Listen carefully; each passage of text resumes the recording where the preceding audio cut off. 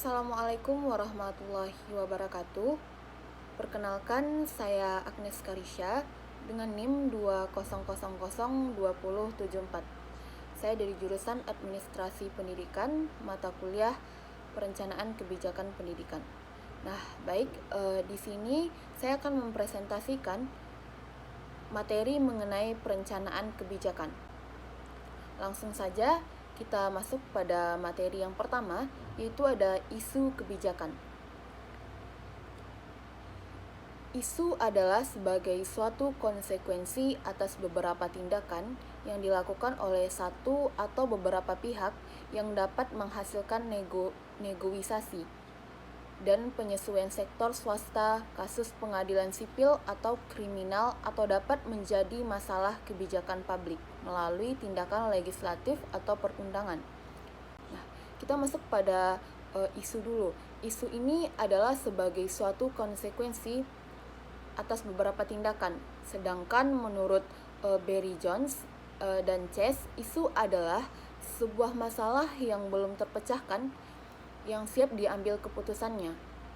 Isu mempresentasikan suatu kesenjangan antara praktik korporat dengan harapan-harapan para stakeholder. Berdasarkan definisi yang telah disebutkan isu adalah suatu hal yang terjadi baik di dalam maupun di luar organisasi, yang apabila tidak ditangani secara baik akan memberikan efek negatif terhadap organisasi dan berlanjut pada tahap krisis. Nah, selanjutnya kebijakan. Kebijakan merupakan rangkaian konsep dan asas yang menjadi garis besar dan dasar rencana dalam pelaksanaan suatu pekerjaan, kepemimpinan, dan cara bertindak. Seperti pernyataan cita-cita, tujuan, prinsip, atau maksud sebagai garis pedoman untuk manajemen dalam usaha mencapai sasaran atau garis haluan. Nah, kalau kebijakan pendidikan di sini dapat kita pahami sebagai aturan-aturan tertulis yang diputuskan oleh pemerintah yang berfungsi untuk mengatur dalam bidang pendidikan atau berkaitan dengan pendidikan. Jadi, konsep kebijakan adalah gambaran umum mengenai aturan-aturan tertulis yang diputuskan oleh pemerintah untuk mengatur jalannya pendidikan agar tercapainya tujuan pendidikan.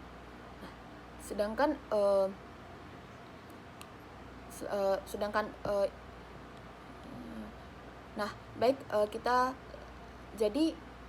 isu-isu kebijakan pendidikan adalah suatu hal yang terjadi dan tersebar di masyarakat mengenai kebijakan pendidikan yang apabila tidak ditangani dengan baik akan menimbulkan masalah yang serius dalam kebijakan pendidikan.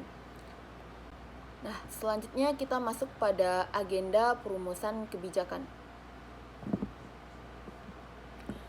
Nah, agenda perumusan kebijakan yang pertama yaitu ada tingkat perhatian pemerintah terhadap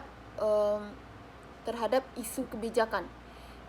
Nah, di sini ada agenda sistemik. Agenda sistemik merupakan semua isu yang dipandang masyarakat sebagai hal yang patut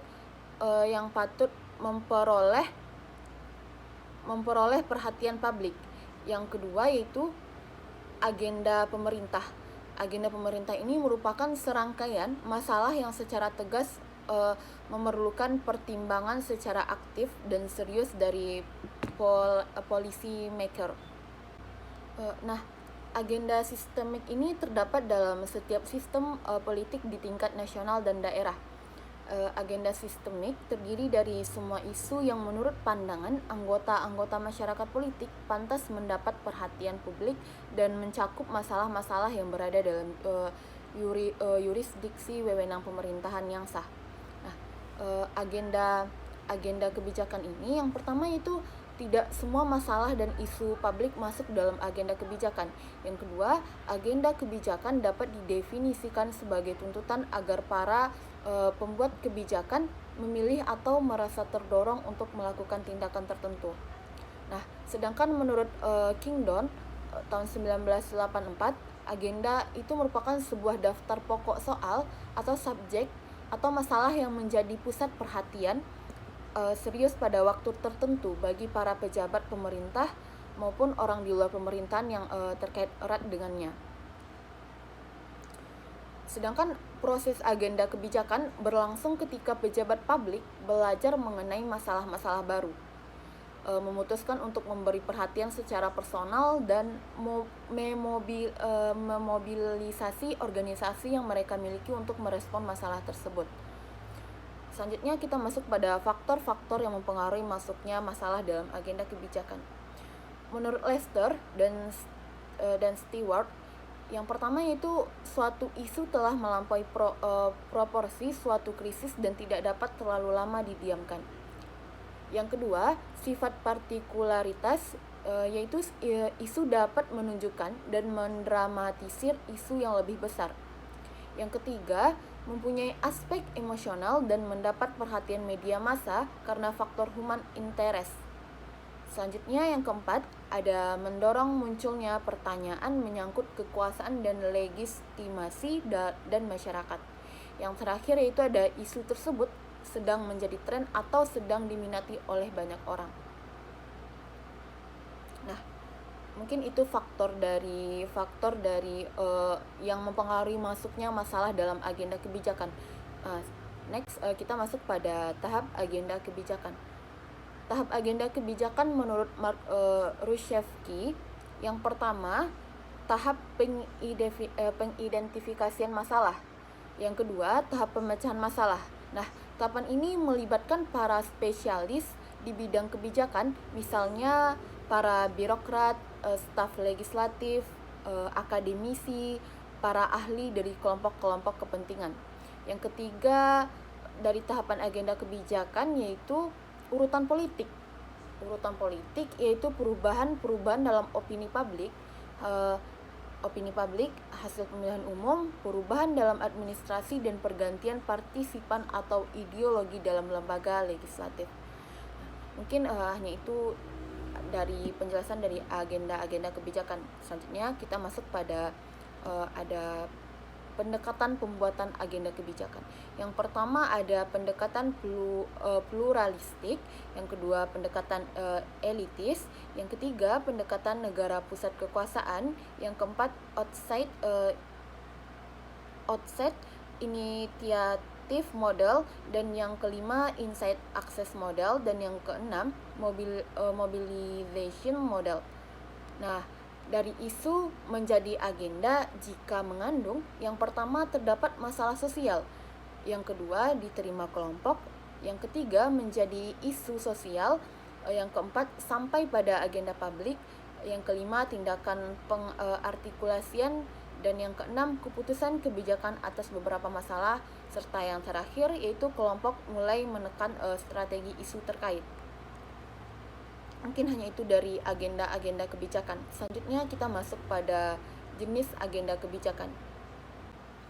Nah, baik, jenis agenda kebijakan menurut Roger W. Cobb dan Charles D. Elder yang mengidentifikasi ada dua macam agenda kebijakan. Yang pertama itu ada agenda sistemik. Nah, agenda sistemik terdapat dalam setiap sistem politik di tingkat nasional dan daerah. Agenda sistemik terdiri dari semua isu yang menurut pandangan anggota masyarakat politik pantas mendapat perhatian publik dan mencakup masalah-masalah yang berada dalam yurisdiksi wewenang pemerintahan yang sah. Nah, agenda sistemik ini terdiri dari isu yang secara umum dirasakan oleh masyarakat yang mendapat perhatian masyarakat luas. Contoh, masalah-masalah kriminal, kemiskinan, dan kesehatan. Yang kedua, jenisnya ada jenis agenda kebijakan ini ada agenda lembaga. Nah, agenda lembaga ini terdiri dari masalah-masalah yang mendapatkan perhatian yang sungguh-sungguh dari pejabat pemerintah, misalnya agenda kepresidenan, agenda pengadilan. Yang kedua yaitu mempunyai sifat lebih khusus daripada agenda sistemik. Yang ketiga dapat dibedakan menjadi pokok, agenda lama, dan agenda baru. Nah, agenda lembaga ini terdiri dari isu yang telah mendapat perhatian khusus yang secara rutin ditangani. oleh pengambil keputusan dalam lembaga-lembaga yang spesifik. Contohnya pencurian, kemiskinan, kaum pinggiran kota, kesehatan ibu dan anak. Nah, itu dari jenis-jenis agenda kebijakan.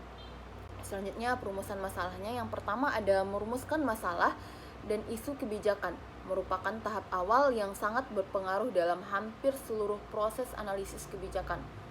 Kurang tepat atau salah dalam mengidentifikasi masalah, niscaya kebijakan yang dihasilkan pun kurang baik. Mungkin hanya itu penyampaian materi dari saya terkait proses kebijakan. Jika ada kata-kata yang salah, saya mohon maaf. Saya akhiri saja dengan wabillahi taufik wa hidayah. Assalamualaikum warahmatullahi wabarakatuh.